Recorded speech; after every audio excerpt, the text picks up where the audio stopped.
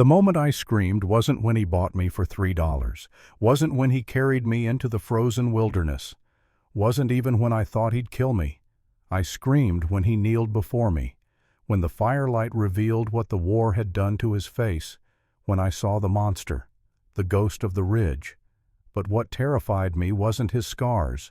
It was realizing he was the most human man I'd ever met. $3, a poker table, a blizzard, and a choice that would change Montana Territory forever. My name is Emma Blackwood, and this is how 3 crumpled bills bought me a life worth more than all the gold in the West. Montana, 1881, where it all began. $3. 3 crumpled bills stained with pine resin and dried blood. That was my price in the winter of 1881. But the moment I screamed, it wasn't at the man who bought me. It was at the monster the entire Montana Territory feared, the man they called the Ghost of the Ridge. What made me scream wasn't his ruined face.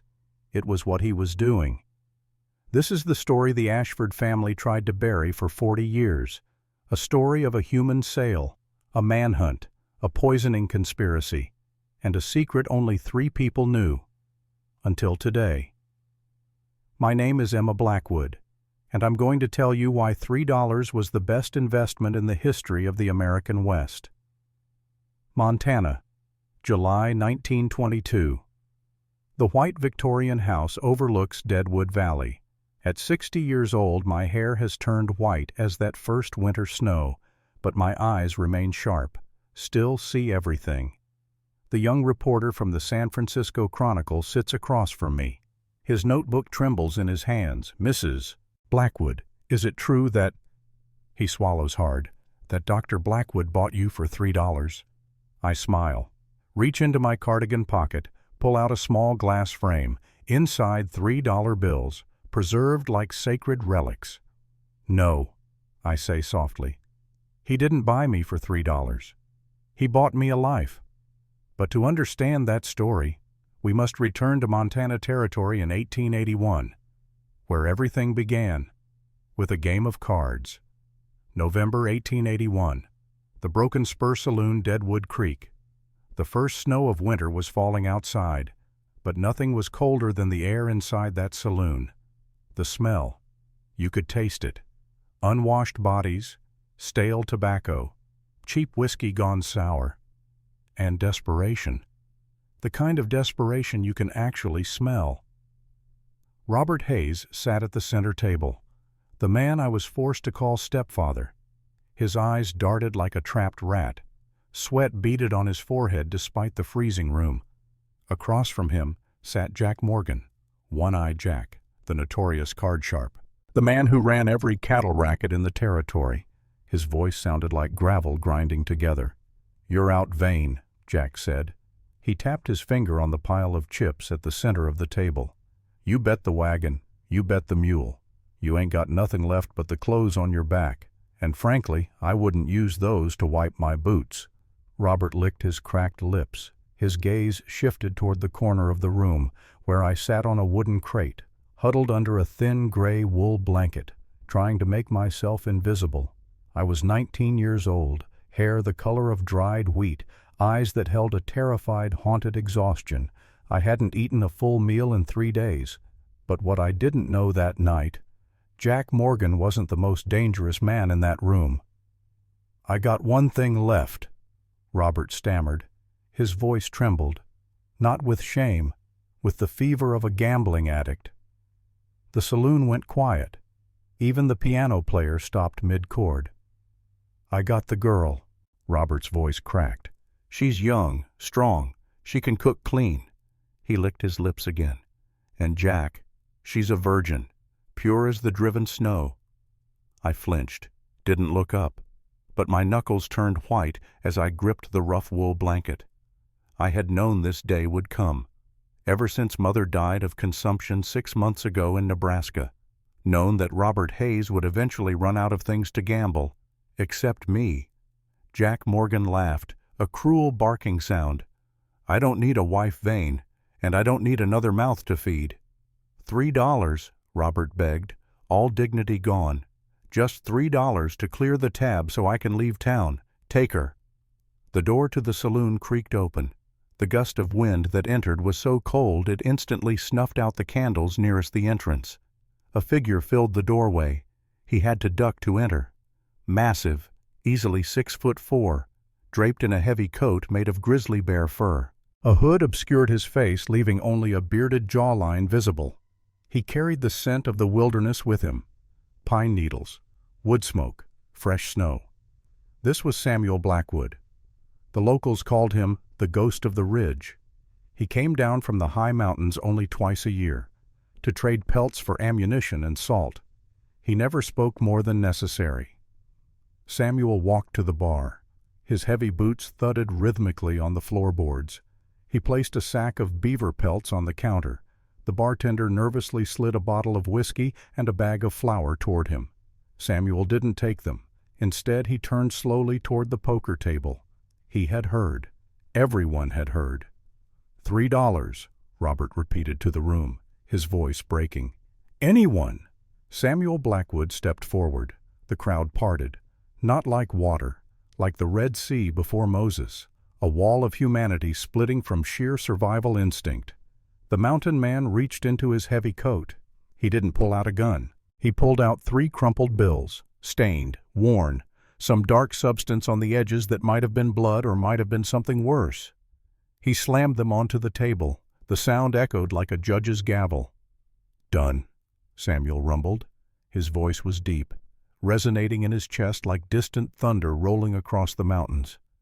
Robert grabbed the money with shaking hands, didn't even look at me. His own stepdaughter, the girl whose mother he'd promised to protect. "She's yours," Robert said, his voice already slurring with anticipation of the whiskey he'd buy. "No refunds." Samuel didn't look at the father, didn't acknowledge him at all. He walked over to the corner where I sat, frozen, trembling. He loomed over me, a mountain of a man. To me he looked like death itself, a beast from the stories my mother used to tell me, the warnings she'd whispered before she got too sick to speak. "Stand up," he commanded. I stood. My legs shook so badly I thought I might collapse. At 5'3", I barely reached his chest. I had to tilt my head back just to see the shadow of his face under that hood.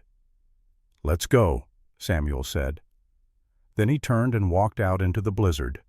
Didn't check to see if I was following. Didn't wait. Just expected obedience.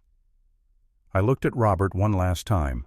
He was already signaling the bartender for a drink, already forgetting I existed. A single tear traced a path through the dirt on my cheek.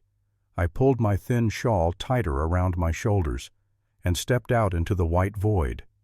Following the beast I now belonged to. What I didn't know was that this man had just saved my life, not once, but 7 times in the winter to come.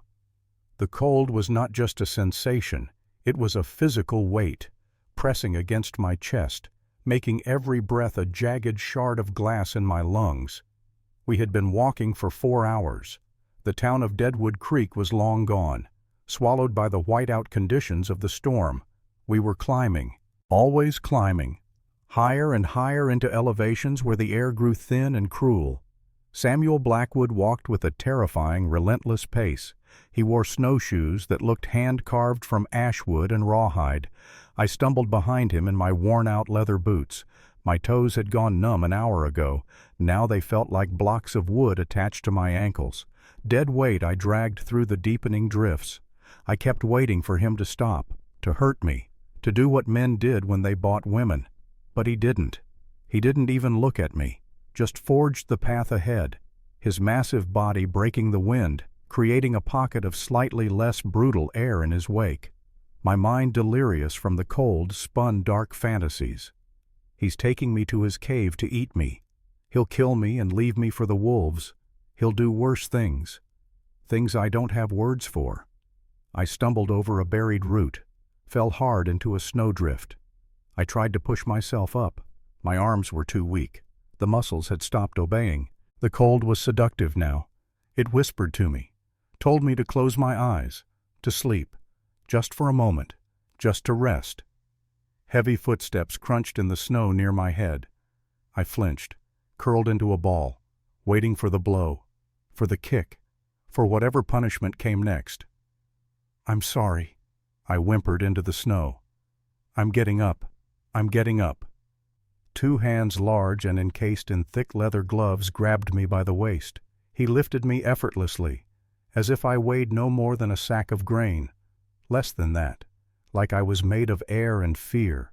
For the first time I saw his eyes beneath the hood of his bearskin coat. They were shocking, a piercing crystalline blue, intelligent, sharp. They didn't match the savage appearance of his beard and clothing. They looked human, more than human. They looked kind. "You'll die if you lay there," Samuel said.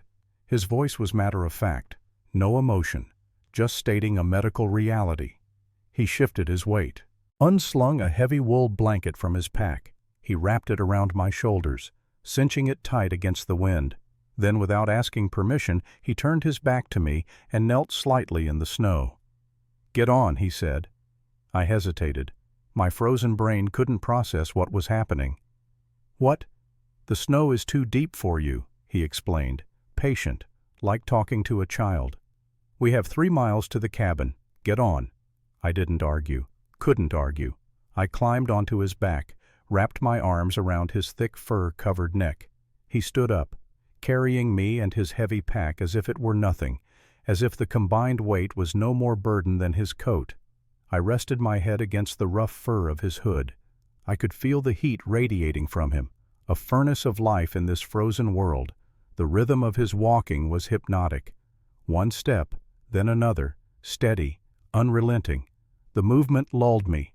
Despite the terror of my situation, exhaustion won. My eyes began to close. The world faded to the crunch of his snowshoes, the howl of wind, the warmth of his broad back. "Who are you?" I whispered, my voice barely audible over the storm. He didn't answer, just kept climbing, deeper into the territory where no lawmen dared to ride, up toward the jagged peaks of the Bitterroot Mountains, into a wilderness that had no laws except survival. But I didn't know that this journey was only the beginning, and the man carrying me on his back was carrying a secret heavier than both of us combined. We arrived at the cabin just as the sun began to set, painting the snow in hues of bruised purple and blood red, the last light of day bleeding out across the mountain peaks. The cabin wasn't what I expected, not at all. Not a hole in the ground, not a rough lean-to made of branches and mud. It was a sturdy structure, built of massive spruce logs, chinked with mud and moss. There was a stone chimney, steady gray smoke rising into the darkening sky. It looked, civilized. Samuel kicked the snow off his boots. 8 inches had accumulated just during our final approach. He pushed the heavy oak door open, carried me inside, set me down on a rug made of braided rags near the hearth. The warmth hit me like a hammer, like a physical blow. The room smelled of cedar, dried sage, and something sharp and medicinal, like rubbing alcohol, the scent of a doctor's office, not a trapper's lair. "Stay," Samuel grunted. One word, a command. He moved around the cabin with efficient, practiced movements. He stoked the fire, adding split logs until the flames roared. Orange light danced across the log walls. He lit a kerosene lamp on the table, warm yellow glow pushing back the shadows. I huddled on the rug, my teeth chattering violently as my body began to thaw. The pain of blood returning to my extremities was agony, like thousands of needles pricking my skin, my feet, my hands, my face. Everything burned as sensation returned. Samuel removed his heavy bearskin coat, hung it on a peg by the door. Underneath he wore a simple flannel shirt and suspenders. He was even bigger without the coat, broad-shouldered, heavily muscled.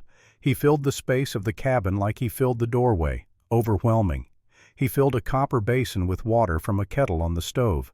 Steam rose from the surface. He brought it over to me, set it down on the floor beside the rug.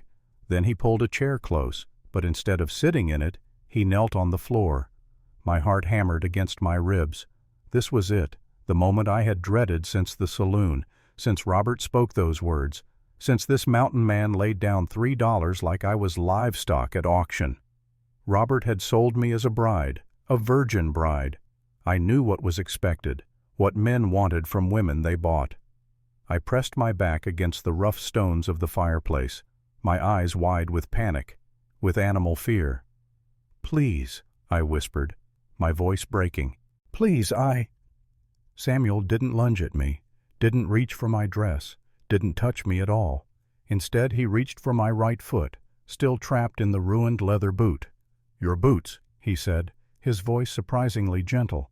"They're frozen to your socks. If we don't get them off and warm the tissue slowly, you'll lose your toes to gangrene." Gangrene. The word penetrated my panic. I knew that word. Mother had told me about gangrene, how it ate flesh, how it killed. Samuel pulled a knife from his belt. I gasped, shrank back against the stones, nowhere to go, trapped. He paused, looked up at me with those impossibly blue eyes. Then slowly, deliberately, he turned the knife handle toward himself, blade pointing at his own chest, showing me he meant no harm, that the knife was a tool, not a weapon. Carefully, he used the blade to slice through the laces of my ruined boots. They had frozen solid. The leather was stiff as wood. He peeled the boots away, then the wet wool socks, stuck to my skin with ice crystals. My feet were a sickly white, blue at the toes. The skin looked waxy, dead.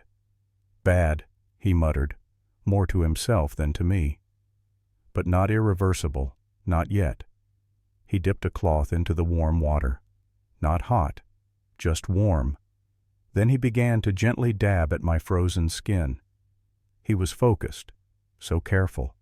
His large hands, scarred and rough, moved with the precision of someone who had done this before, who knew exactly how much pressure, how much warmth, how to bring dead tissue back to life without destroying it.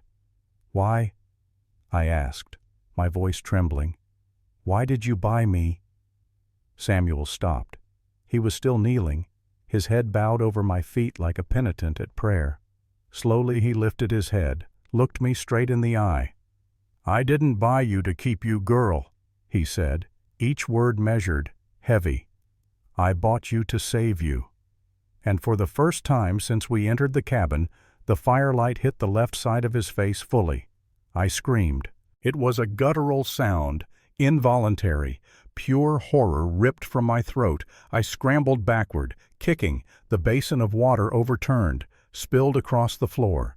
I pressed myself into the corner where fireplace met wall, as far from him as the small cabin allowed. The left side of Samuel Blackwood's face was a ruin. A thick, jagged scar ran from his temple, through where an eyebrow should have been, down across his cheek, disappearing into his beard. But it wasn't just a scar, a cut. The skin was melted, twisted, purple and red and white all mixed together like candle wax that had dripped and cooled in the wrong pattern.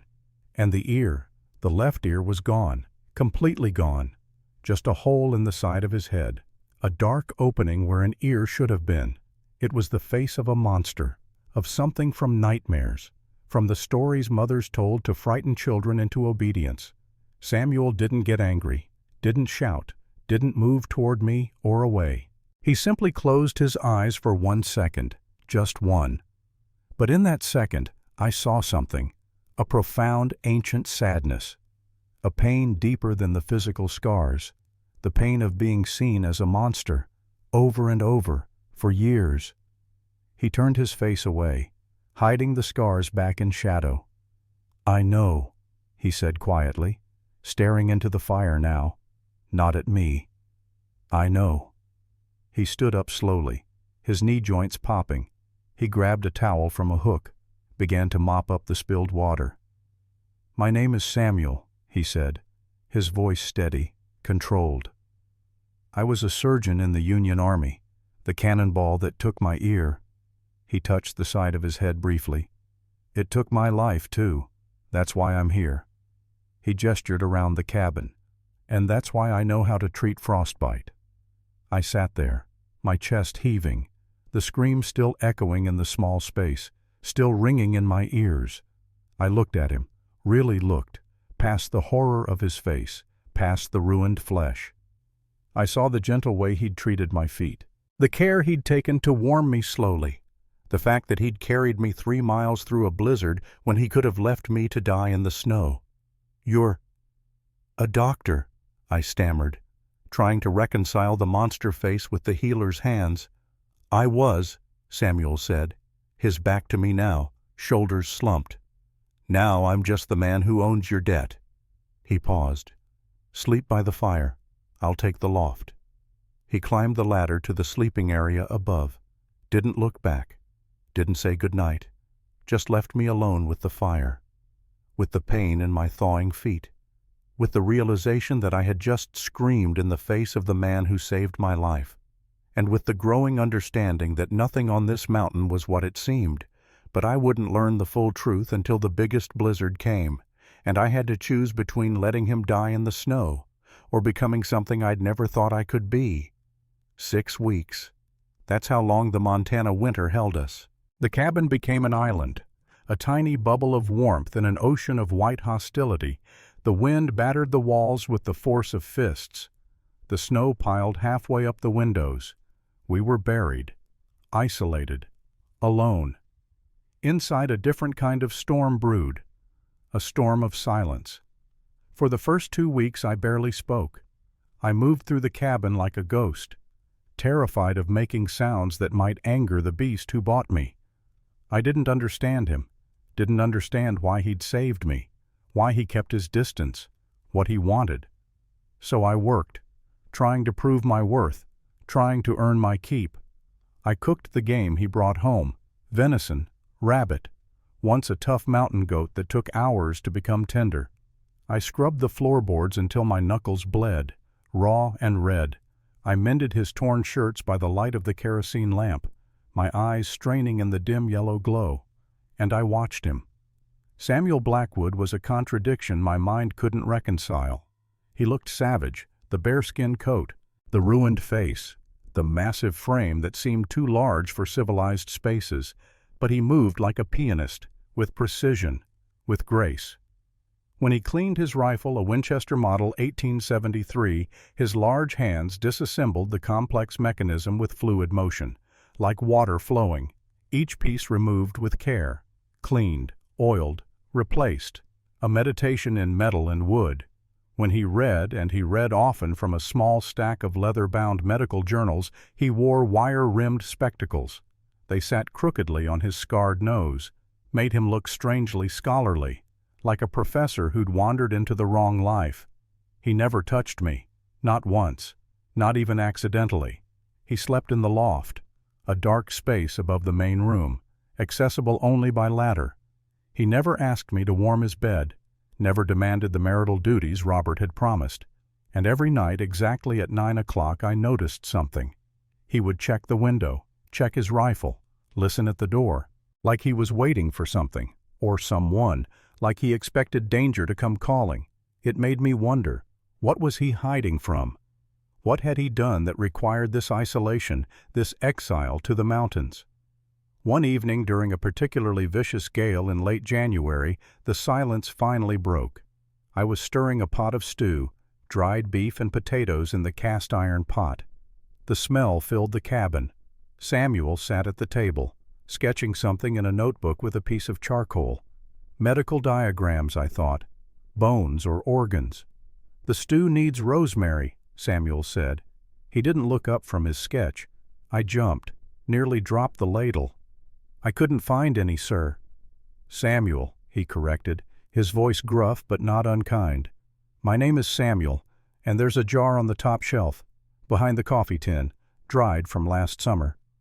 I fetched the jar, my hands trembling slightly, crushed the dried needles between my fingers, released their sharp piney scent into the stew.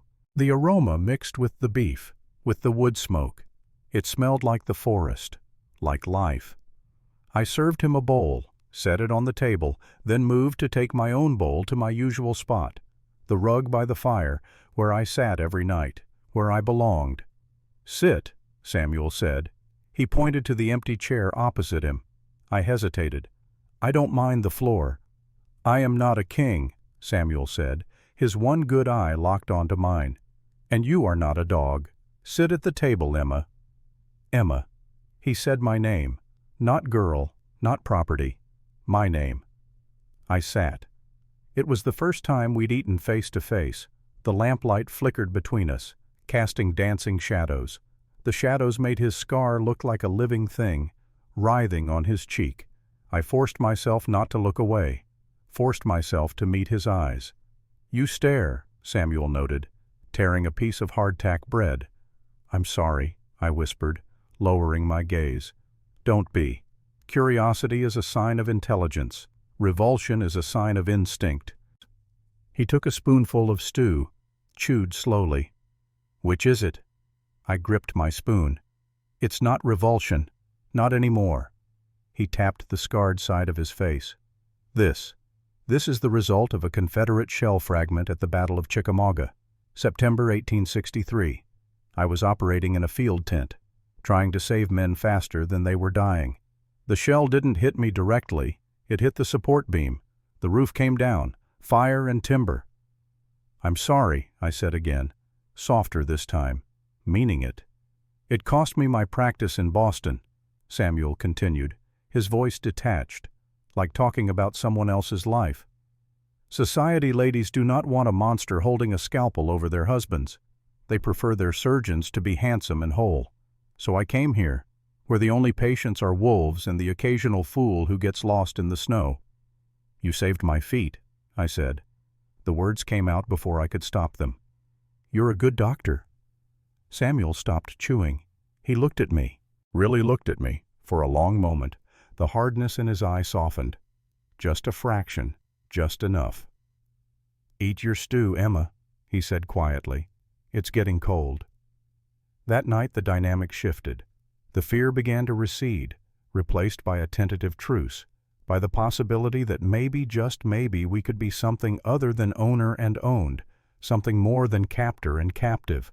But 2 days later that truce would be tested, and I would have to make a choice that would change everything. 2 days after our first real conversation, Samuel went to check the trap lines.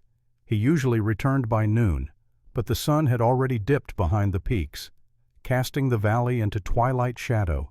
The temperature was dropping. I could feel it, even inside the cabin. The thermometer by the door read 20 degrees below zero, and falling. I waited another hour, pacing, watching the window, seeing nothing but white and gathering darkness. Then I made a decision, the first real decision I'd made since Robert sold me. I put on the heavy wool coat Samuel had fashioned for me from an old blanket, pulled on my boots, now properly greased and laced, grabbed the lantern. I didn't know how to use the rifle, so I grabbed the heavy skinning knife from the table. It felt solid in my hand, heavy, dangerous. I opened the door, stepped into the biting wind. "Samuel!" I screamed. My voice was snatched away by the gale, carried off into the darkness. I followed the tracks of his snowshoes. They led toward the creek. About a mile down the slope, the snow was deep, waist-high in places where the drifts had piled. I fought through it, my breath coming in ragged gasps, each inhale burning my lungs. I found him near a cluster of aspen trees. He wasn't dead, but he was down, pinned, a massive deadfall, a rotten pine tree. It had snapped under the weight of accumulated snow. The trunk, easily 3 feet in diameter, lay across his left leg. He was conscious, but his face was gray, with pain, with cold. He'd tried to dig himself out. I could see where he'd clawed at the snow, at the tree, but it was too heavy, hundreds of pounds of wet wood and ice. "Emma," he rasped, his voice slurring, hypothermia setting in. "Go back. You'll freeze." "Shut up," I snapped, panic giving me a sudden fierce strength I didn't know I possessed. I dropped to my knees beside him, assessed the situation. I couldn't lift the tree, not with raw strength. I wasn't strong enough. But I could use leverage. I looked around frantically, saw a sturdy branch nearby, stripped of bark, weathered smooth. It would work as a lever. I jammed the branch under the fallen trunk, used a rock as a fulcrum, the way I'd seen men move heavy stones back in Nebraska. Physics, simple physics. "When I push you, pull," I yelled over the wind. "It's too heavy." Samuel groaned, his eyes starting to close, starting to give up. "Pull!" I screamed. I threw my entire weight onto the lever. I was small, malnourished from years of poverty and neglect. But adrenaline is a powerful drug. It floods the blood, makes the impossible seem possible. The tree groaned, shifted, lifted an inch, maybe two. Samuel roared in pain, dragged his leg backward. The bone grated. I could hear it even over the wind. The sickening crunch of broken bone moving against broken bone. I lost my footing, slipped. The tree slammed back down, but Samuel was clear, free. He lay in the snow, panting, his leg twisted at an odd angle. A break. A bad one. "We have to move," I said, scrambling to his side. "Can you stand?" "Broken tibia," Samuel diagnosed instantly. Even through the pain his medical training held. "I can't walk." "Then crawl," I commanded. "I'll drag you. I don't care. We aren't dying here." It took us 3 hours to go 1 mile. I pulled, pushed, cursed. I screamed at him when he wanted to close his eyes, when he started to drift. I slapped his face when the hypothermia made him confused, made him think we were back in the war, back in that field tent. "Stay with me," I yelled, over and over. "Stay with me, Samuel." By the time we reached the cabin door, I was beyond exhausted. My muscles screamed, burned, felt like they were tearing apart. But I got him inside, dragged him across the threshold. We both collapsed on the floor, gasping for air in the warmth. Samuel turned his head to look at me. His face was pale, the scar standing out vividly purple against white skin. But his eye was clear, focused. "You," he wheezed. "You are stronger than you look, Emma Hayes." I lay on my back, staring at the ceiling beams. A tear leaked from my eye, ran down into my hair. "I cost $3, I whispered, my voice breaking. I had to prove I was worth the investment. Samuel reached out. His large, rough hand found mine on the floorboards, squeezed it. The first time he'd touched me with affection, with anything other than medical necessity. "You are worth," Samuel said fiercely, each word fighting through the pain, "more than all the gold in these mountains." That night the roles reversed. Emma became the doctor. Under Samuel's gritted teeth instructions, she set the bone. She carved splints from firewood, tore up a sheet for bandages, mixed a poultice of willow bark for the pain. She tended to him through the fever that followed. 3 days of delirium, of war nightmares, of him crying out for soldiers long dead, for the men he couldn't save on operating tables in Georgia. By the time the fever broke, something fundamental had changed between them. Emma wasn't just the girl he bought. She was his partner, his equal. And Samuel wasn't just her captor. He was her responsibility, her charge. The transaction at the poker table had been erased, replaced by a bond forged in blood and snow, in sacrifice and salvation. Spring would come, the roads would open. And with the open roads, the world would come calling, bringing with it secrets, lies, betrayals, and a truth that would shake everything Emma thought she knew about herself.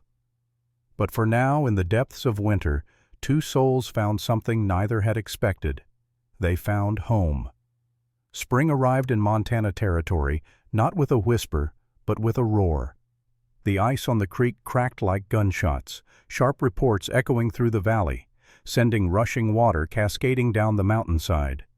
The silence of winter was replaced by a symphony of life. Squirrels chattering in the trees, birds returning from their southern migrations, the constant drip, drip, drip of melting snow from the cabin roof.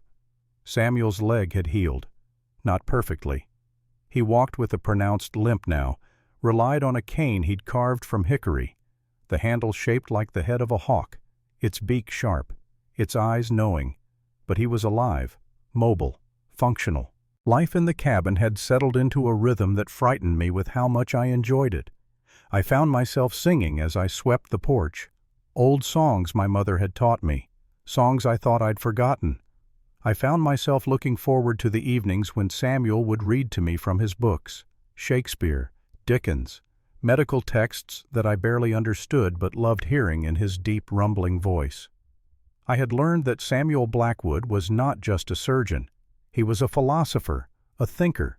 He spoke of the stars, of anatomy, of the human heart, both the physical organ and the metaphorical seat of emotion, of the foolishness of governments and the nobility of individuals.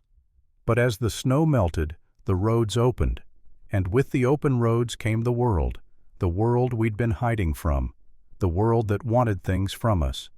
It was mid-April when the stranger appeared. I was hanging laundry on a line strung between two pine trees. The air was crisp, clean.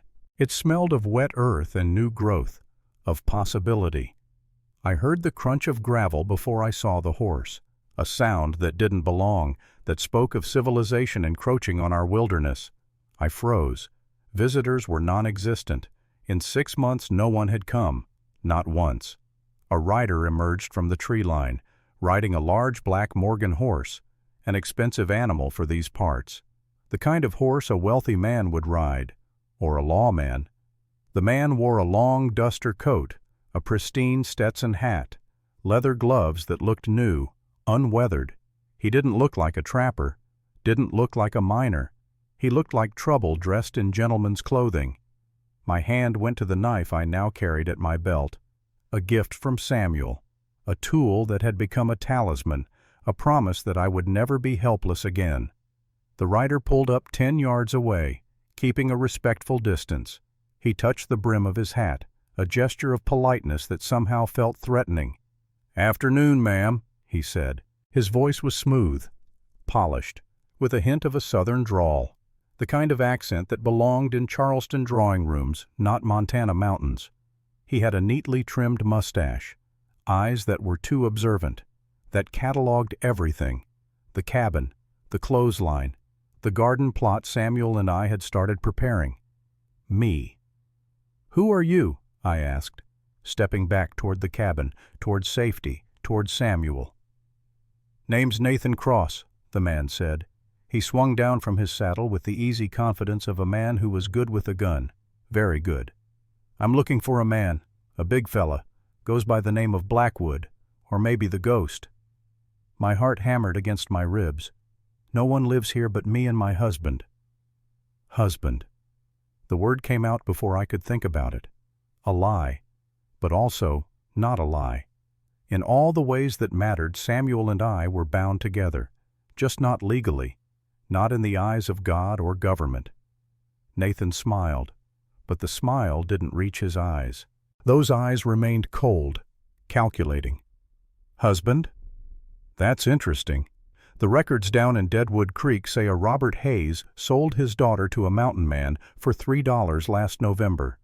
You wouldn't happen to be Emma Hayes, would you?" My face went pale. The blood drained from my cheeks. I felt the color leave like water draining from a basin. The cabin door creaked open.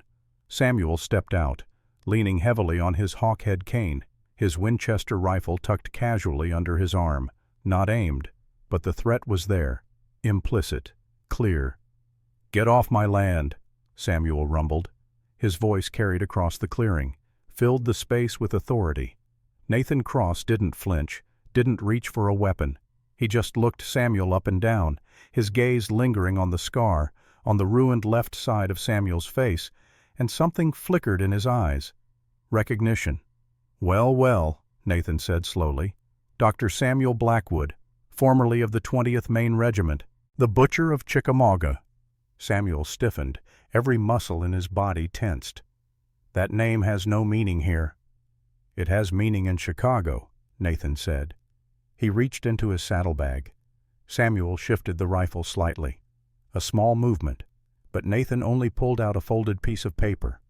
"I'm with the Pinkerton National Detective Agency, Doctor. I've been tracking you for 6 months."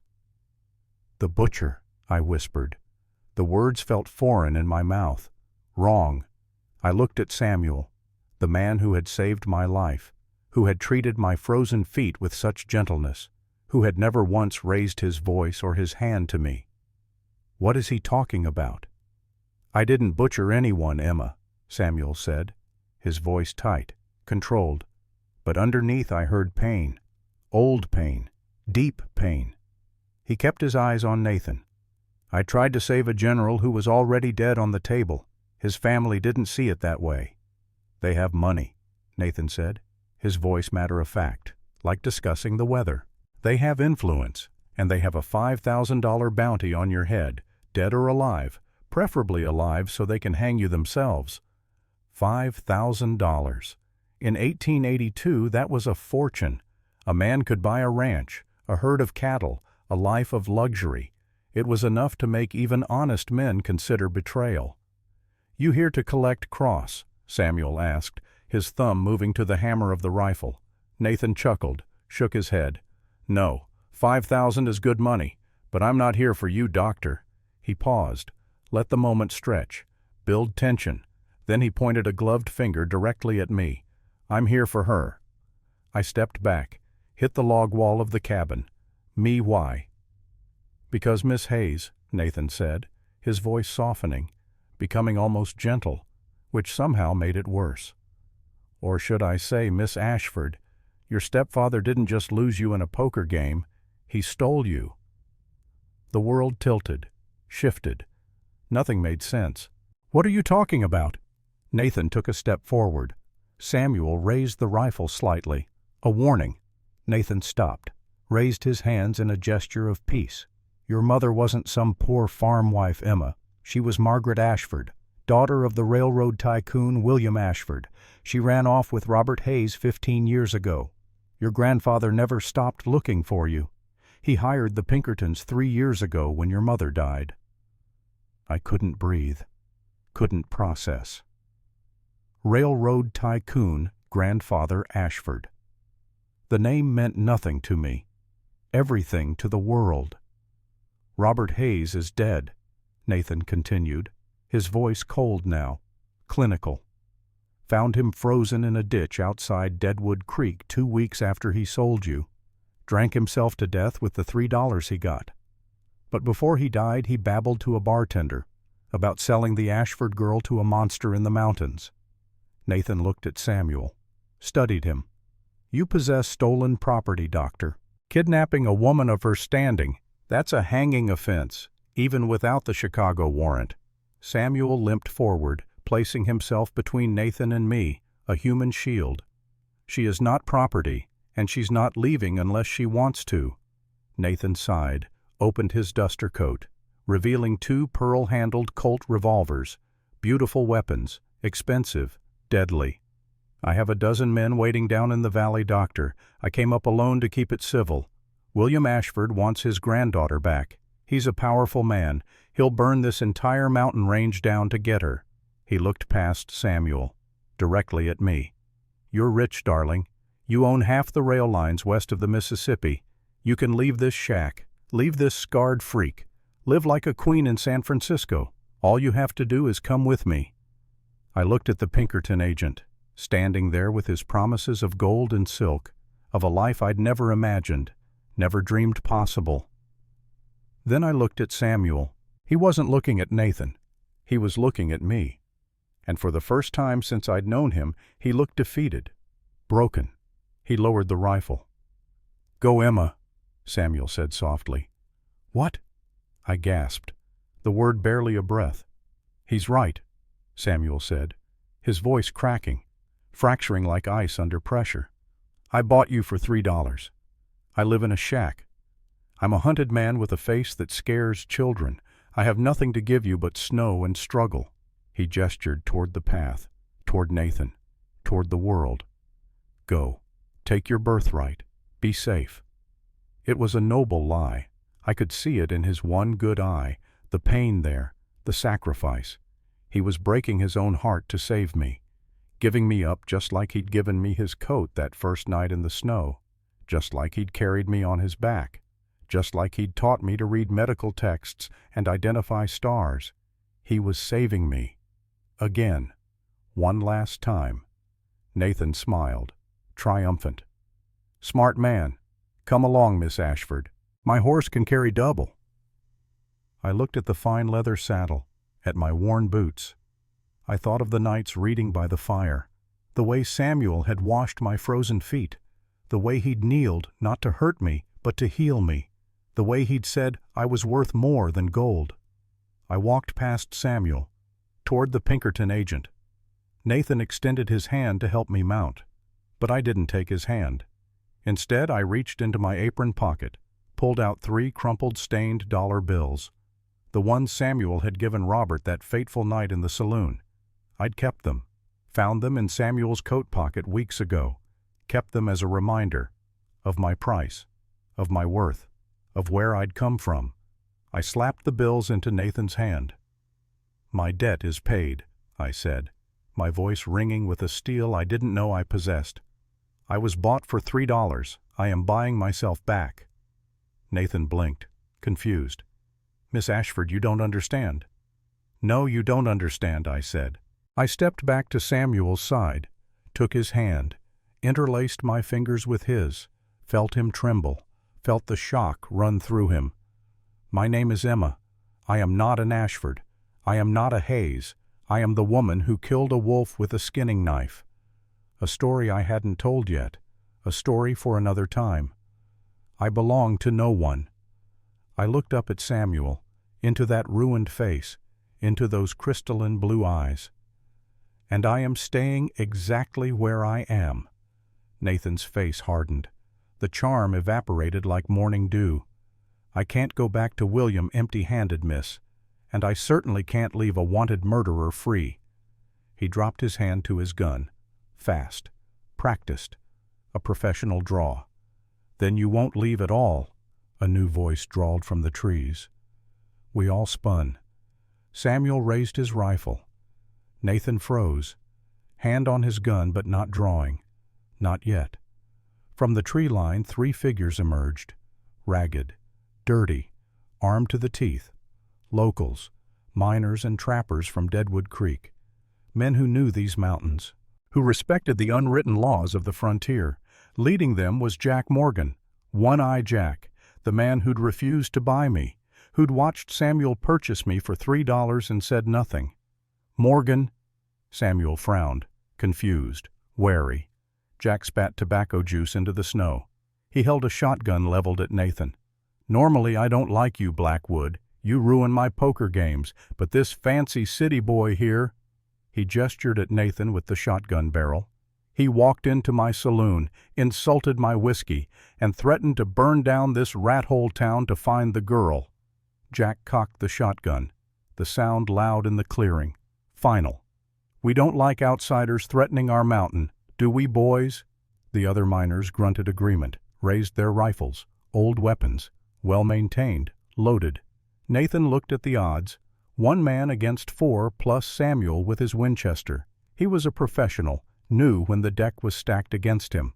Slowly, he raised his hands. "You're making a mistake," Nathan said, his voice tight. "Ashford will send an army." "Let him send it?" Jack grinned, showing tobacco-stained teeth. "Winter's coming back soon enough. The pass will be closed till June. By then you'll be long gone, and we'll have forgotten which way you rode." Nathan glared at me, then at Samuel, then at the armed miners. He slowly backed toward his horse, mounted up, wheeled the beast around. "This isn't over," he spat. "It is for today," Samuel said, his voice calm, steady. As the Pinkerton agent rode away, disappearing down the valley trail, Samuel turned to Jack. "Why?" Jack shrugged, slung his shotgun over his shoulder. "Robert owed me money, but he was a local rat. That Pinkerton is a foreign rat." He looked at me, strange respect in his one good eye. "We heard about how you dragged Blackwood a mile in the snow, girl. Woman with that much grit belongs on this mountain. You're one of us now." Jack tipped his hat, led his posse back into the woods, melting away like smoke, leaving Emma and Samuel alone in the clearing. The adrenaline faded, left us standing close, hands still clasped. Samuel looked down, at the $3 bills lying in the mud where Nathan had dropped them, then up at me. "You could have been a queen," he said softly. I reached up, touched his scarred cheek, my thumb tracing the rough twisted skin, the skin he'd hidden for so long, the skin that had defined him, imprisoned him. "I am," I whispered. Samuel Blackwood, the mountain man who hadn't cried since the day the cannonball took his life, let out a shuddering breath. He leaned down, and for the first time he didn't kneel. He pulled me up to him. He kissed me. It wasn't savage, it was desperate, tender, full of promises that frightened the darkness away.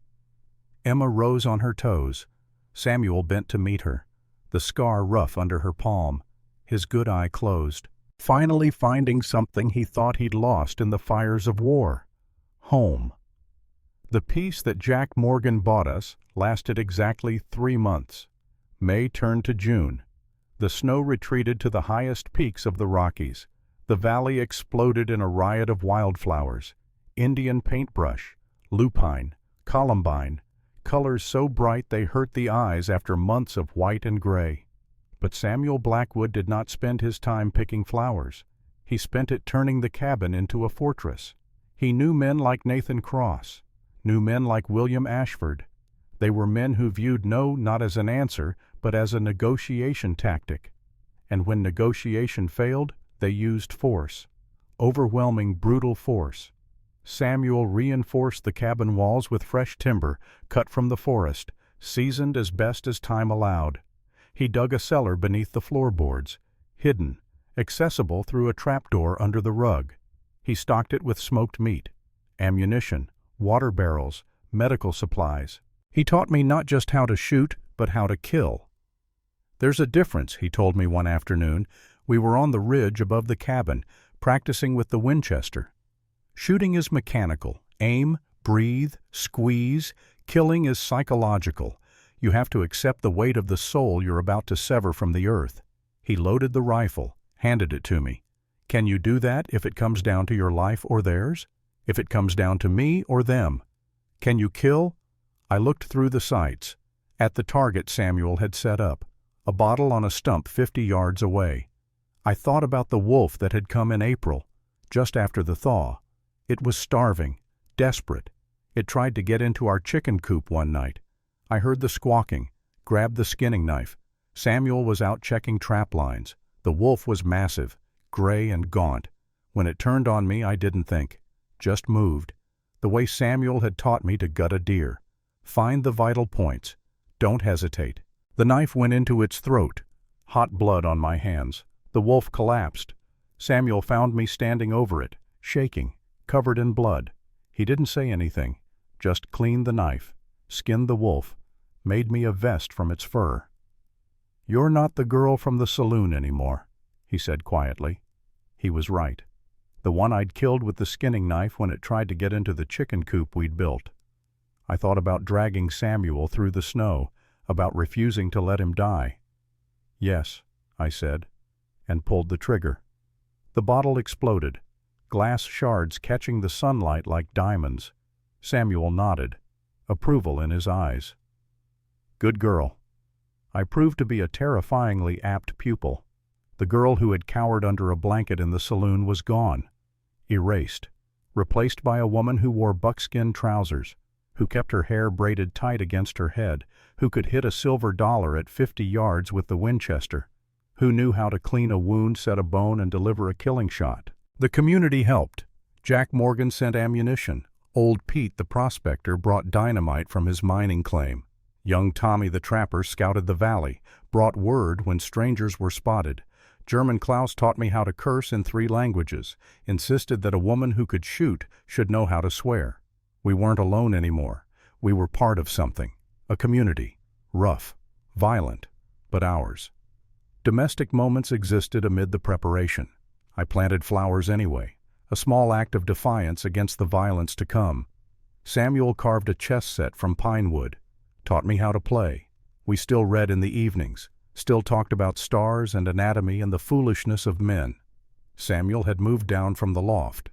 We shared the main room now, shared a bed, not because he demanded it, but because I chose it, because when he held me in the darkness, the nightmares of war and the memories of cold both faded, replaced by warmth, by safety, by something that felt dangerously close to love.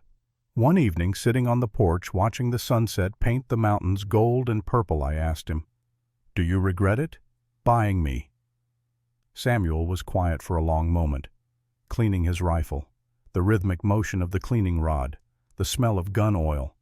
Finally he spoke. "Every day." My heart dropped, fell into my stomach like a stone. Samuel continued. I regret the circumstances, but never you. I regret that I couldn't give you an easier life, that I brought danger to your door, that you have to learn to kill instead of learning to play piano or paint watercolors or whatever it is young women are supposed to do. He looked at me, his ruined face sincere, honest. I regret that the world forced you to be hard when you should have been allowed to be soft. I took his scarred hand, the one with 3 fingers that didn't quite bend right anymore. War wounds. Easy lives make weak people, I said, words my mother had told me once. Before the consumption took her voice, I'd rather be strong with you than comfortable alone. Samuel squeezed my hand, brought it to his lips, kissed the knuckles, a gesture so gentle it broke my heart. It was German Klaus who brought the warning. He rode up one evening in early July, his horse lathered, exhausted. Riders coming, he said in his thick accent. Maybe dozen, 2 days out, well armed, military style. Samuel stood. It's time. I nodded. I'm ready. Samuel looked at me, really looked at me, fear in his eyes for the first time. Emma, if things go wrong, if I fall, you run. You hear me? You take the horse and you ride for the Canadian border. Don't look back. Don't try to save me. Just run. I walked to him, put my hands on his chest, felt his heart beating. Strong. Steady. No, I said simply. Emma. No, I repeated. We fight together. We survive together. Or we die together. That's the deal. That's always been the deal since you carried me up this mountain. You don't get to save me anymore, Samuel. We save each other. He pulled me close, held me tight. I felt his breath in my hair, felt him trembling slightly. What if I can't protect you? He whispered. Then I'll protect you, I said, like I did in the snow, like I'll do again, as many times as it takes. That night we made our final preparations, loaded every weapon, placed ammunition at strategic points throughout the cabin, filled the water barrels in case they tried to burn us out, set tripwires around the perimeter, connected to bells, to warnings. We moved as a unit, practiced, efficient, 2 people who had learned to read each other, to anticipate, to trust. As we worked, I realized something. I had come to this mountain as property, $3 worth of human merchandise. But somewhere in the snow and the silence and the struggle, I had become something else. I had become a warrior, a partner, a woman who knew her own worth, who would fight for what was hers. And Samuel Blackwood, whatever he had been before, was mine, not because he'd bought me, but because I'd chosen him, every day, every moment, in the face of wealth and safety and everything Nathan Cross had offered. I chose this scarred, broken, brilliant man, this gentle monster, this healer who had saved my life in more ways than he would ever know. The attack would come. We both knew it, could feel it in the air like a coming storm. But when it came, we would face it together. $3 had bought my body from a poker table, but my soul, my heart, my loyalty, those I had given freely, and no amount of gold, no railroad fortune, no grandfather I'd never met could buy them back. The attack came on a moonless night in mid-July. It didn't begin with a shout or a gunshot. It began with silence. The crickets, which had been chirping their deafening chorus, suddenly stopped, as if someone had thrown a switch, as if the night itself held its breath.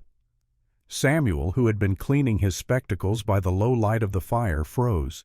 He blew out the lamp instantly, plunging the cabin into darkness. "Floor," he whispered. I didn't ask questions, didn't hesitate. I rolled off my cot, pressed myself flat against the rough pine floorboards, dragged my rifle with me. The wood was cool against my cheek. I could smell the gun oil, the metal, the promise of violence. "How many?" I breathed.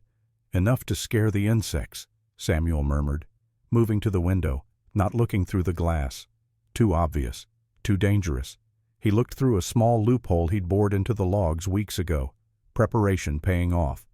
They aren't Pinkertons. Pinkertons move in formation. These men are spread out. Mercenaries, bounty hunters. Nathan hired cheap guns.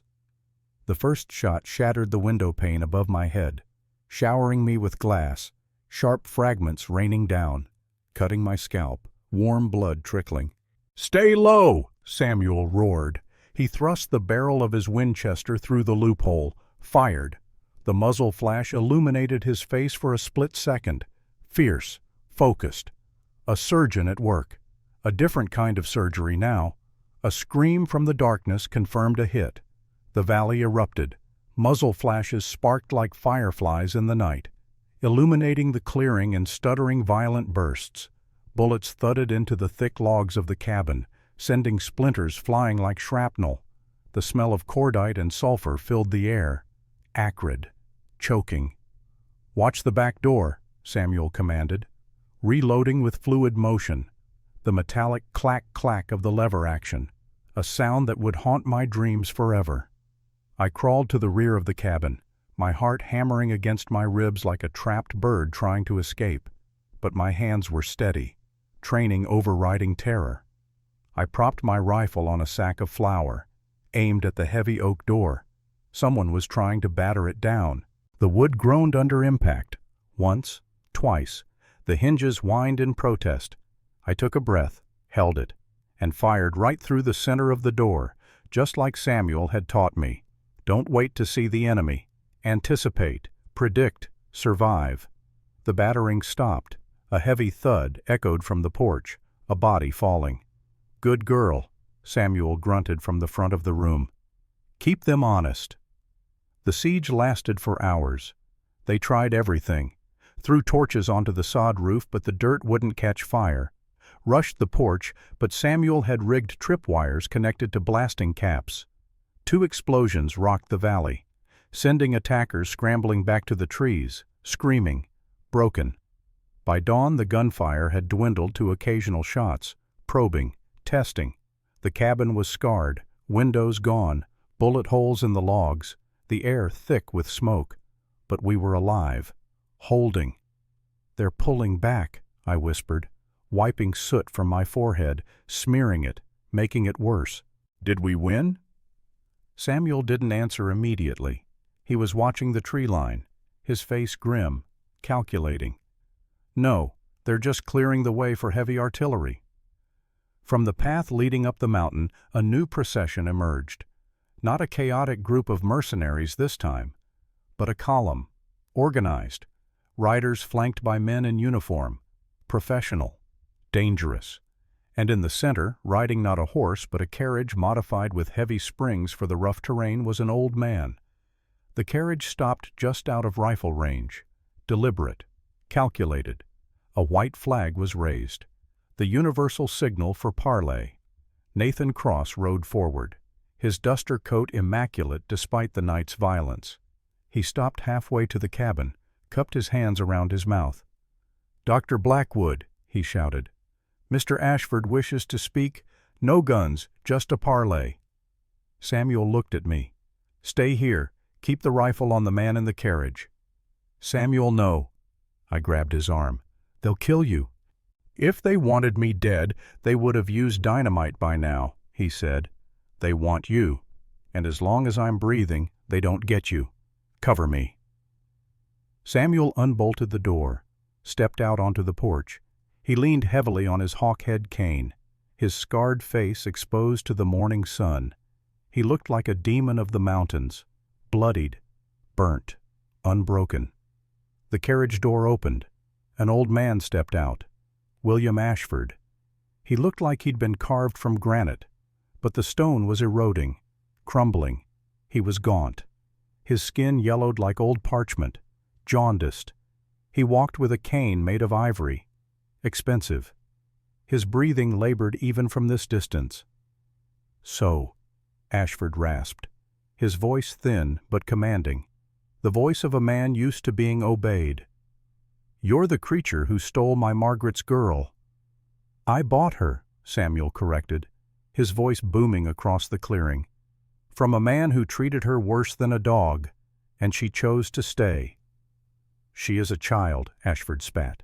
"She doesn't know what she chooses. You've bewitched her, or threatened her." "Ask her yourself," Samuel said. I stepped out onto the porch, still holding the rifle. The barrel pointed not at the soldiers, but directly at Nathan Cross's chest, center mass, like Samuel taught me.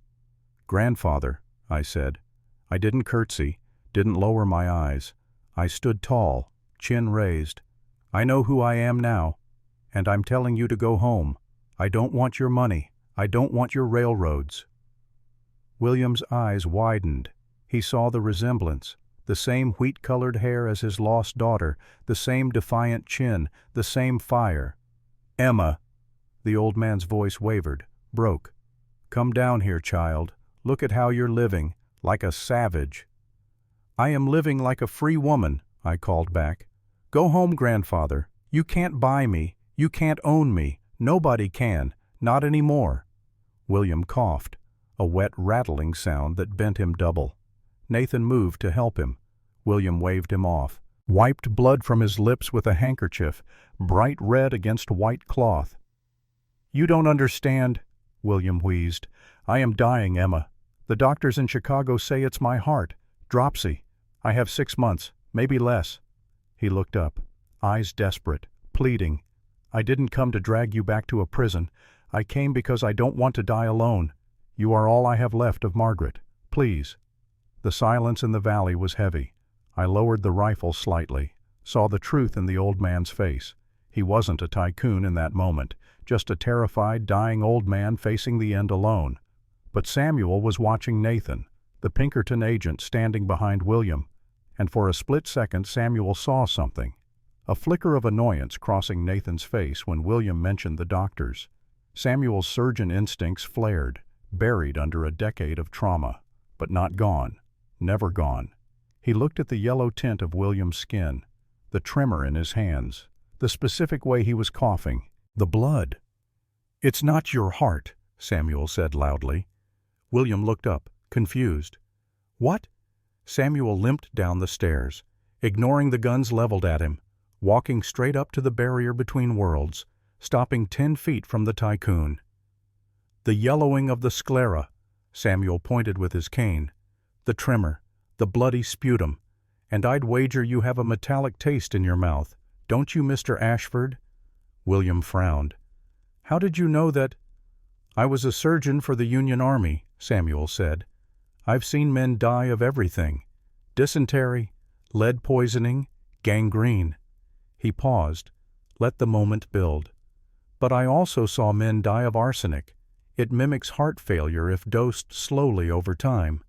Nathan's hand drifted to his holster. Subtle, but Samuel saw it. "The man is a lunatic," Nathan said quickly, too quickly. "He's trying to confuse you, sir." "Am I?" Samuel turned his blue eye on Nathan, piercing, knowing. "You're the executor of the estate if no heir is found. Aren't you cross? That's standard Pinkerton contract for high-risk retrieval. If Emma doesn't come back or if she dies, who controls the railroads?" William slowly turned to look at Nathan, the pieces clicking into place, the private doctors Nathan had recommended, the tonic Nathan prepared for him every evening, the urgency to find Emma, not to save her, to eliminate her, to control her before the old man died. "Nathan," William whispered. Nathan sighed. The charm vanished, replaced by cold indifference, the mask finally dropping. "You were supposed to die in Chicago, old man, but you insisted on this sentimental journey."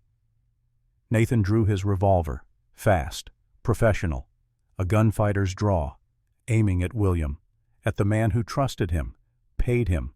But Emma was watching from the porch, and Emma had been practicing, every day, for 3 months.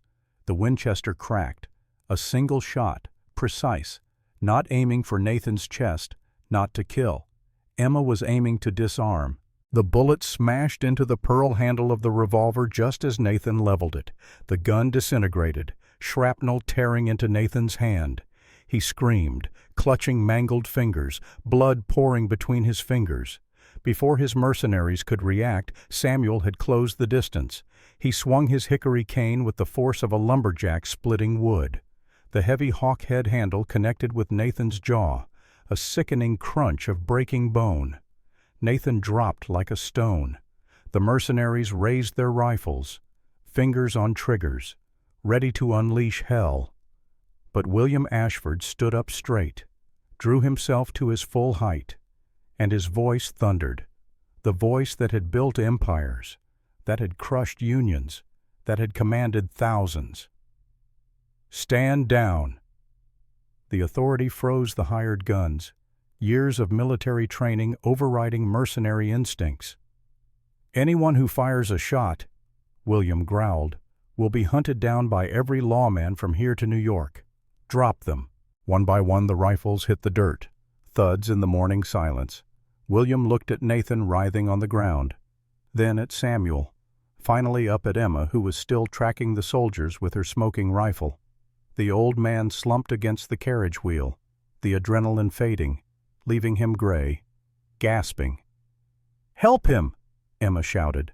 Running down the stairs, she reached her grandfather just as he collapsed, looked at Samuel. "Can you save him?" Samuel looked at the man who had hunted them, who had brought war to their doorstep. He looked at the scars on his own hands, thought about the oath he'd taken, long ago, in a different life. "If it's arsenic," Samuel said, kneeling in the mud beside his enemy, "we need charcoal, egg whites, magnesium, and we need to flush his system." He looked at Emma. "It will be a long night." Emma nodded. "Get him inside." And so began the strangest healing, the surgeon treating the man who wanted to hang him, the granddaughter nursing the grandfather she'd never known, in a cabin in the Montana wilderness, while the man who had tried to poison them both lay unconscious and bound in the back of a wagon. 3 weeks it took. 3 weeks of agonizing treatment, Samuel using every trick in his medical journals, Emma holding the basin when William vomited, wiping his brow through the fevers. Slowly, the yellow faded from his skin. The tremors lessened, life returning. And in those long nights walls crumbled. William told stories of Margaret, how she loved piano, how she hated the city. Emma told him of the saloon, of the man who saved her for the price of a drink. By August, William could sit on the porch in a rocking chair Samuel had built. 2 men, former enemies, watching the sunset over the Bitterroot Peaks. "You have a gift, Samuel," William said one evening. "You saved a man who wanted to hang you." "I took an oath," Samuel said simply, whittling a piece of cedar. "First, do no harm. You're wasting your talent in these woods. Come back to Chicago. I'll build you the finest hospital in the country. You can be the chief of surgery. No one will care about your face when they see your hands work." Samuel stopped whittling, looked at Emma. She was tending the garden near the creek, laughing at a squirrel trying to steal a tomato. The sound of her laughter carried on the wind, pure, joyful, free. "I have everything I need right here," Samuel said. William nodded slowly, understanding, maybe envying. The tycoon left a week later. Nathan tied up in the wagon, destined for federal prison. The mercenaries paid off and sent away. Before boarding his carriage, William handed Emma an envelope. "I can't make you come with me," he said, voice thick with emotion, "and I can't undo the past, but I can secure the future." Emma opened the envelope. Inside was a deed, not for a house in the city, but for land, 10,000 acres of Montana territory, encompassing the entire valley, the ridge, the town of Deadwood Creek, all of it. "It's yours," William said, "all of it. Do with it what you will. Build your life here. I'll send supplies, funds, but no strings. Just write to me sometimes. Let me know my granddaughter is happy." Emma hugged him. The first time. "Thank you, grandfather, for understanding." William climbed into the carriage, looked back one last time. "If you ever change your mind, Chicago will always have a place for you both." The carriage rolled away, dust settling, silence returning. Emma and Samuel stood alone in their valley, their land. 10,000 acres, Samuel said. "What will we do with it?" Emma smiled, took his hand. Build something worth more than $3. Time is a strange architect. It builds slowly, one day stacked upon another, one stone placed after stone, until one morning you wake up and realize a decade has passed, then 2, then 4, and you've built something that will outlast you. The first thing Samuel and I built was not a hospital, not a school, not even a proper house. The first thing we built was trust, with the people of Deadwood Creek, with the miners and trappers who had stood beside us when Nathan Cross came calling. Jack Morgan was the first to approach, 3 weeks after William Ashford left. He rode up to the cabin with a proposition. "Got a boy," he said without preamble. One-eyed Jack never wasted words. Took a pickaxe to the leg, bones showing through. He'll die if someone doesn't do something. Samuel grabbed his medical bag, the one he'd kept packed for years, waiting, hoping for a chance to be useful again, to be more than the ghost of the ridge, to be Dr. Blackwood once more. The boy lived, lost the leg below the knee, but lived. Samuel carved him a wooden leg, taught him to walk again. The boy's father paid in gold dust. Not much, a few ounces, but it was the first payment Samuel had received for practicing medicine in 12 years. Word spread. A surgeon lived in the mountains, a real surgeon, not a sawbones who'd learned by butchering cattle, a man trained in Boston, who'd served in the war, who knew things. They came slowly at first. A broken arm, a difficult birth, a fever that wouldn't break. Samuel treated them all, in our cabin, on our kitchen table, with me as his nurse, his assistant, his partner in healing as we'd become partners in everything else. We married in the spring of 1883, not in a church. There was no church in Deadwood Creek. Jack Morgan performed the ceremony, standing in as justice of the peace, a role he'd claimed by virtue of being the only man in town who could read legal documents without moving his lips. "Do you, Samuel Blackwood, take this woman to be your lawfully wedded wife?" "I do." "Do you, Emma Ashford, take this scarred son of a bitch to be your lawfully wedded husband?" I laughed. The first time I'd heard Jack attempt humor. "I do." "Then by the power vested in me by absolutely nobody, I pronounce you man and wife. Try not to shoot each other." That night in the cabin where he'd first treated my frozen feet, Samuel hesitated at the door. "We don't have to," he said, his scarred face uncertain. "The marriage, it's legal, but we can still—" I took his hand. "Samuel, I chose you when I had railroads and mansions. You think I'd refuse you now?" "Your choice," he said, always giving me the choice. "My choice," I confirmed, and pulled him inside.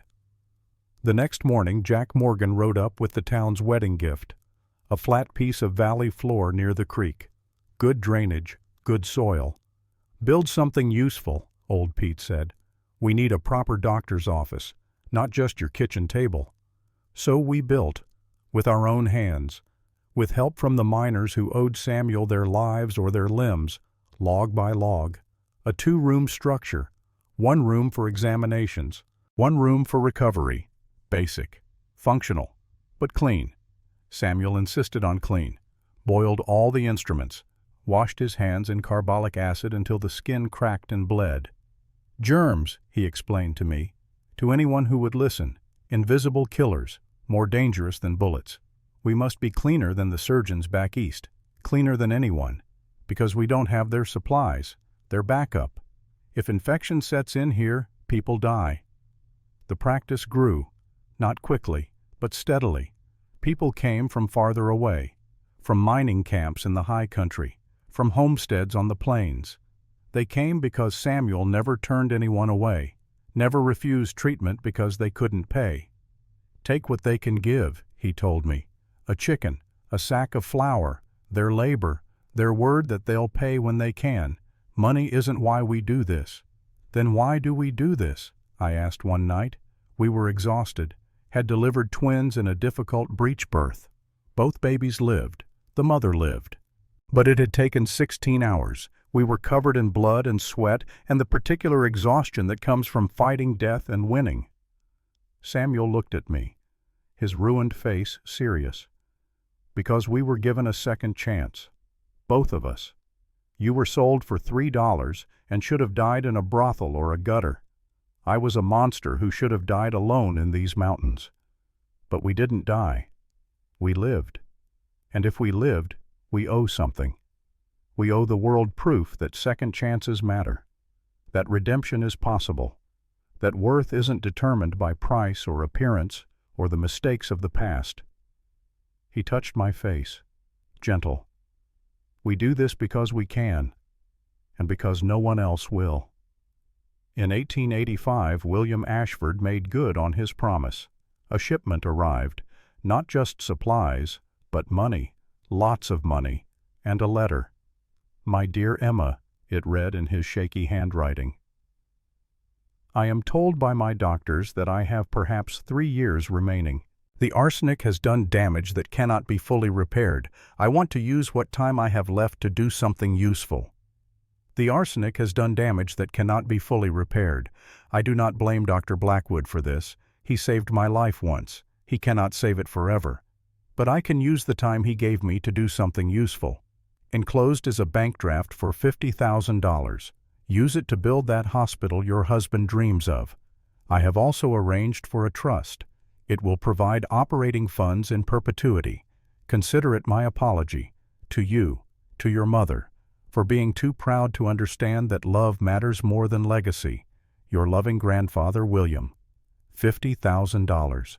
In 1885, that was enough to build a castle, or a hospital. We chose the hospital. It took 3 years to construct. Stone and timber, 2 stories, 20 beds, an operating theater with skylights for natural light, the best equipment money could buy shipped from Chicago and San Francisco. We hired 2 other doctors, young men just out of medical school, eager to prove themselves, to learn from the legendary surgeon who'd survived Chickamauga and built a practice in the wilderness. We named it the Hayes Blackwood Teaching Hospital. Both our names, equal partners. The dedication ceremony was in the summer of 1888. The whole territory came, miners, ranchers, families who'd traveled 3 days by wagon to be there. Jack Morgan gave a speech, surprisingly eloquent for a one-eyed card sharp. "This here hospital represents something," he said, tobacco juice staining his beard. "It represents the idea that where you come from don't matter. What you look like don't matter. What matters is what you do, what you build, what you leave behind. Doc Blackwood and Miss Emma, they've given us something money can't buy. They've given us hope." Samuel stood beside me, his hand in mine, tears running down his face, down both sides, even the scarred side, the side that had known so much pain. "Worth it," I whispered. "Every moment," he whispered back. But building the hospital was only the beginning. Because a hospital needs a town, needs infrastructure, needs people. And Deadwood Creek was still just a collection of ramshackle buildings around a saloon. So we built more, used the land William had given us, sold parcels to people who wanted to settle, who wanted to build legitimate businesses, a general store, a school, a church for those who wanted such things. We paved the main street, installed street lamps, built a hydroelectric dam on the creek to provide power. The town grew, changed, transformed from a rough mining camp into something approaching civilization. And somewhere along the way, people started calling it by a different name, not Deadwood Creek anymore, but Blackwood's Rest, after the man who'd made it possible, after the surgeon who'd traded his Boston practice for a Montana cabin and found something more valuable than prestige. He found purpose. Our first child was born in the winter of 1886, a daughter. We named her Margaret, after my mother, after the woman who'd loved a gambler and paid for it with her life, but whose love had given me life, had given me the strength to survive. Margaret came into the world screaming, loud and angry. Samuel delivered her himself, his hand steady despite the emotion in his eyes. "She's perfect," he said, placing her on my chest. 10 fingers, 10 toes, eyes like yours, lungs like a town crier. "And your stubbornness," I said, already exhausted, already in love. Margaret was followed by William in 1888, named for the grandfather who'd died in late 1885, a year after his letter. The arsenic had taken him quietly in his sleep, who'd left a final letter. "Tell the boy," he wrote, "that he comes from a line of builders. Tell him to build something that matters." And then came Samuel Jr. in 1891, born with a small mark on his left cheek, not a scar, just a birthmark. But Samuel looked at it and saw fate, saw the universe telling him that scars, whether earned or inherited, were not marks of shame, but marks of survival. All three children grew up in the shadow of the hospital, playing in the corridors, sneaking into the operating theater to watch their father work, learning medicine not from books, but from life, from watching Samuel set bones and deliver babies and close wounds. They learned other lessons too. They learned that the Chinese laborers who'd built the railroad deserved the same care as the white miners, that the Blackfoot families who came down from the reservation were to be treated with respect and skill. That money was not required, only need. Every person who walks through that door, Samuel told them, is someone's child, someone's parent, someone's love. You treat them as you would want to be treated, not as you think they can pay. Margaret became a surgeon, the first female surgeon west of the Mississippi, specialized in obstetrics, delivered over 2,000 babies in her career, never lost a mother if she could help it. And when she couldn't help it, she sat with the family, cried with them, bore witness to their grief. William became a researcher, focused on infectious diseases, went to Europe to study with Pasteur's protégés, came back with new techniques, new understanding, helped the hospital reduce infection rates to levels that rivaled the best hospitals in New York and Boston. Samuel Jr. became a teacher, founded a medical school attached to the hospital, trained a generation of doctors in his father's techniques, in his father's philosophy. That healing was as much about dignity as it was about diagnosis. They all married, had children of their own, gave us grandchildren, 7 in total, all of them brilliant, all of them carrying forward the legacy of that $3 transaction in a saloon so long ago. Samuel lived to see them all, lived to hold each grandchild, to tell them stories of the war, of the mountains, of the woman he'd bought for $3 who'd saved his life in return. He died in the spring of 1918, quietly, in his sleep, in the bed we'd shared for 35 years. I woke up and knew immediately, the stillness, the absence of his breathing. I laid my head on his chest, listened for the heartbeat that had been my lullaby for decades. Silence. I didn't cry, not then. I had cried enough over the years, for patients we couldn't save, for friends lost to age and accident. I'd cried when Jack Morgan died, when old Pete was crushed in a mine collapse, when the world we'd known slowly transformed into something new and strange. But I didn't cry for Samuel, because he'd lived, fully, completely. He'd taken a ruined life and rebuilt it into something magnificent. He'd taken a face that terrified children and used the mind behind it to save those same children. He'd taken $3 and turned it into a legacy. His funeral was the largest the territory had ever seen. Over 5,000 people came, from all over Montana, from Wyoming and Idaho, from as far as California, patients he'd treated, doctors he'd trained, people who owed him their lives or their children's lives or their sanity. They buried him on the hill above the hospital, under a great oak tree we'd planted our first year together. The stone marker was simple. Samuel wouldn't have wanted anything ostentatious. Samuel Blackwood, M.D. 1838 to 1918. He made monsters, human and humans whole.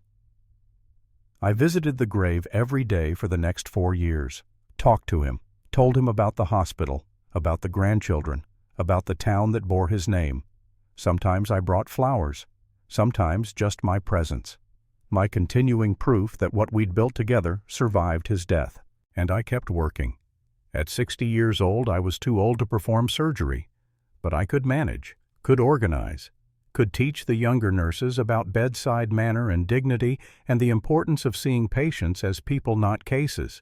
I kept working because stopping would mean admitting it was over. And it wasn't over. Not yet. The reporter arrived on a dusty afternoon in July 1922. Young man, maybe 25, fresh from San Francisco, working for the Chronicle. He'd heard about the hospital, about the town, about the legend of the $3 bride and the monster surgeon.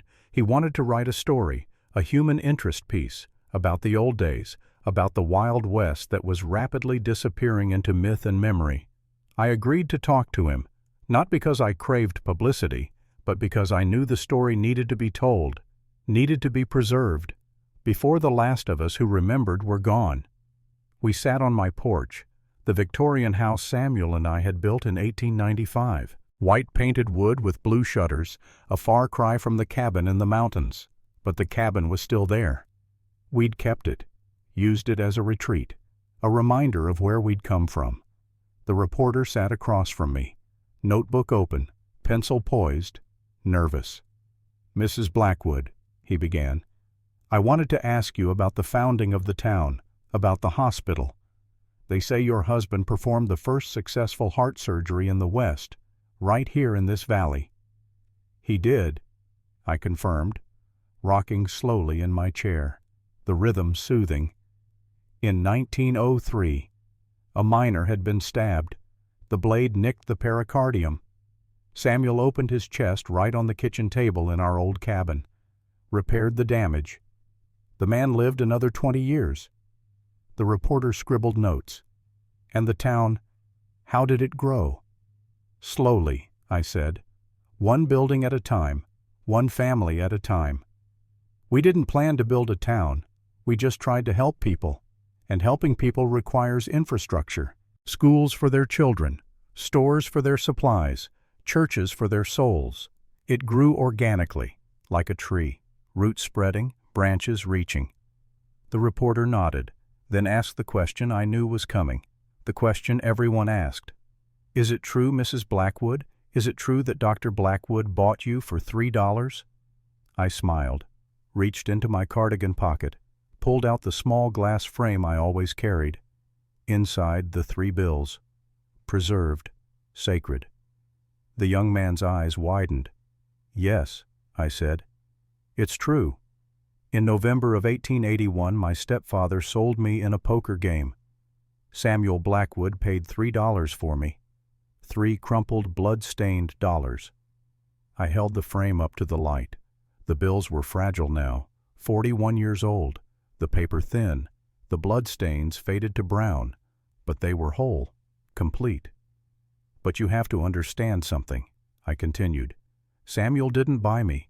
Not really. He bought me a chance, a choice, a life I wouldn't have had otherwise. I was 19 years old, an orphan, property, worth less than a horse or a rifle, destined for a brothel or an early grave." I paused. Let the words settle. Samuel gave me dignity. He gave me education. He gave me purpose. But most importantly, he gave me the freedom to choose. I could have left. Nathan Cross offered me wealth. My grandfather offered me luxury. But I chose Samuel. Every day for 35 years I chose him. The reporter was scribbling frantically.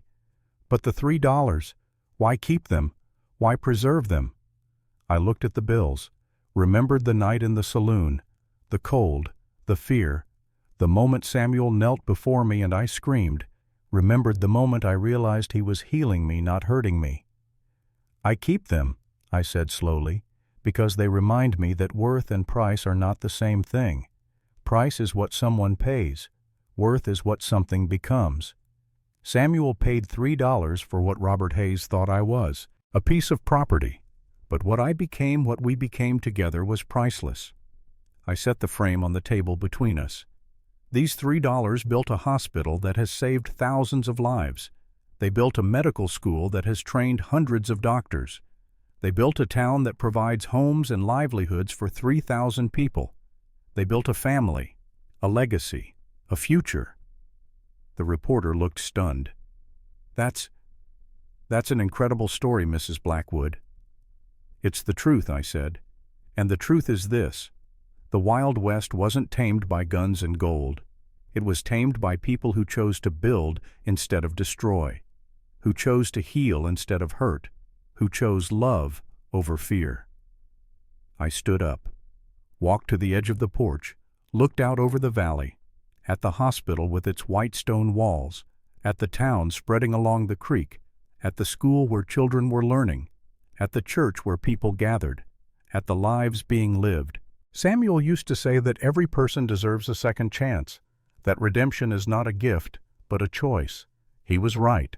We were both given second chances, a scarred surgeon and a soul daughter, and we chose to use those chances to build something that would outlast us. The reporter stood beside me, following my gaze. "Do you regret anything, Mrs. Blackwood, giving up the Ashford fortune, choosing this life?" I thought about the question, really thought about it, thought about what my life would have been. As an heiress in San Francisco, married to some railroad heir, living in a mansion, wearing silk and pearls, attending opera and theater. Would I have been happy? Maybe. Would I have been fulfilled? Probably not. Would I have mattered? Never. "No regrets," I said finally. "Not a single one. I chose love over luxury, purpose over prestige, and I would make the same choice again, every time." The reporter left as the sun was setting, promised to send me a copy of the article when it was published. I never saw it, never checked. Didn't matter. The story wasn't for me.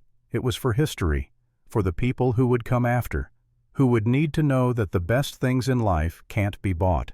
They can only be built. I died in the winter of 1925, 3 years after that interview, peacefully, in my sleep, just like Samuel. But before I died, I made arrangements. I wasn't a fool. I knew the hospital needed to survive beyond me, beyond our children, beyond our grandchildren. I established a trust, used the remainder of William Ashford's fortune, used the land we owned, set it up so that the Hayes Blackwood Teaching Hospital would always be free to those who couldn't afford care, always be a teaching institution, always maintain Samuel's standards. No one turned away for inability to pay. No one treated as less than human. No one denied dignity. The trust still exists. As I write this from beyond the grave as my story is being told, the hospital still stands, still serves, still carries forward the legacy of a $3 transaction. But the real legacy isn't the hospital, isn't the town, isn't the trust or the buildings or the money. The real legacy is the idea that every person has worth beyond their price, that redemption is possible, that love can transform monsters into men, that second chances matter, that what we build together is always more valuable than what we accumulate alone. 7 grandchildren grew to adulthood. All became doctors. All carried forward Samuel's teachings. They had children of their own, and those children had children. The line continues, spreading across the country, across the world. Doctors and nurses and teachers and healers, all of them carrying a small piece of that $3 transaction in their DNA, in their values, in their understanding that worth is earned, not bought. The cabin in the mountains still stands, preserved, protected, a historical landmark now. People visit it, walk the floors we walked, see the bed where Samuel slept, the table where he treated my frozen feet, the fireplace where I first screamed at his ruined face. They come to understand that history isn't just about presidents and wars and great movements. Sometimes it's about small moments, about $3 changing hands, about a choice made in desperation becoming a choice reaffirmed in love. They come to see proof that the American dream isn't about wealth. It's about transformation, about becoming more than you were, about building something that matters. I was sold for $3, worth less than a bottle of good whiskey, less than a sack of flour, less than a worn-out mule. But Samuel saw past the price, saw potential, saw a human being who deserved a chance, and he gave me that chance, not by buying me and keeping me, but by buying me and freeing me to choose, to grow, to become. And in return, I gave him something he thought he'd lost in the fires of war. I gave him purpose. I gave him family. I gave him a reason to come down from the mountain, to use his gifts, to be more than the ghost of the ridge. Together we built something worth more than all the gold in Montana, more than all the railroads William Ashford owned, more than any amount of money could buy. We built a life of meaning. And so I come to the end of my story. The end of the tale that began with 3 crumpled bills in a smoky saloon in 1881. What did I learn in those 84 years between being sold and being laid to rest beside the man who bought me? I learned that monsters are often just wounded men, that scars tell stories worth hearing, that the face we show the world is not the measure of our worth. I learned that love is a choice we make every day, not a feeling that happens to us. Samuel chose to love me every morning when he woke up, and I chose to love him, through the hard times and the good times, through the winters and the springs, through the births and the deaths. I learned that redemption is not about erasing the past. Samuel never forgot Chickamauga, never forgot the men he couldn't save, but he honored them by saving everyone he could after, by being the doctor they needed him to be, by proving that one failure does not define a life. I learned that worth is not given, it is built. I was not worth $3 because Robert Hayes said so. I was not worth millions because William Ashford said so. I was worth what I chose to become, what I built with my hands and my heart and my determination never to be property again. I learned that the best investments are not in gold or land or stocks, but in people. Samuel invested $3 and a lifetime of compassion in me. I invested my strength and my loyalty and my love in him. And together we generated returns beyond calculation. Thousands of lives saved, hundreds of doctors trained, a town built, a legacy established. I learned that freedom is not the absence of obligation.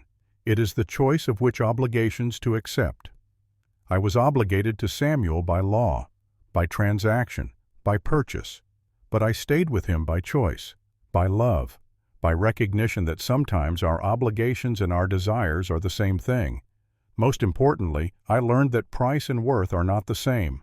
Price is temporary, arbitrary, subject to market forces and human whim. Today $3, tomorrow $300. It doesn't matter. Price is what someone pays in a moment of transaction. Worth is permanent, essential, built over time through choice and action and consequence. Worth is what something becomes, what it creates, what it means. Samuel paid $3 for me. That was the price. But what we built together, what we became, what we left behind for future generations, that is the worth. And that worth cannot be measured in any currency. So to everyone who reads this story, who hears these words, who learns of the $3 bride and the monster surgeon, I leave you with one final thought. You are not what someone paid for you. You are not your circumstances. You are not your scars or your mistakes or your past. You are what you choose to become, what you build with your days, how you treat others, what you leave behind. Do not let anyone tell you your worth. Do not accept their price as your value. Instead, build, create, love, heal, teach, help, serve. And at the end of your days, when you stand before whatever judgment awaits you, will not be asked how much money you made, how much land you owned, how many things you bought. You will be asked what you built, who you helped, how you loved. And if you can answer those questions with the same confidence that Samuel and I could answer them, then you will have lived a life of true worth, no matter what price anyone paid for you along the way. The reporter's article was published in September 1922. It caused a small sensation. Letters poured in, from all over the country, people who'd been sold, people who'd felt worthless, people who'd been told they didn't matter. They wrote to say the story gave them hope, gave them permission to believe they could become more than their circumstances, could build worth from worthlessness. I answered every letter, personally, until my hands got too shaky. Then Margaret answered them for me, until she got too old. Then her daughter answered them. Then her daughter. The letters still come, even now. A century after the transaction, people still write to the Hayes Blackwood Foundation, still share their stories, still seek proof that redemption is possible. And we write back. Every time, we tell them yes, redemption is possible, worth can be built. Second chances matter. We tell them the story of $3 and how it changed the world, not because the money was special, but because the choice was. The wind blows through the pines around Samuel's grave, carries the scent of snow and sage, whispers the name of the ghost of the ridge who finally found his peace. And if you listen closely in that wind, you can hear other whispers too.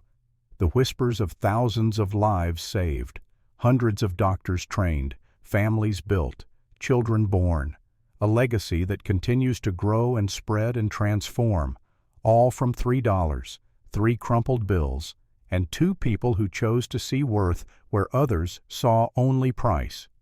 That is the true story of the $3 debt. Not a story of purchase, but a story of investment, of return beyond measure, of worth that cannot be calculated, and the greatest return of all, love.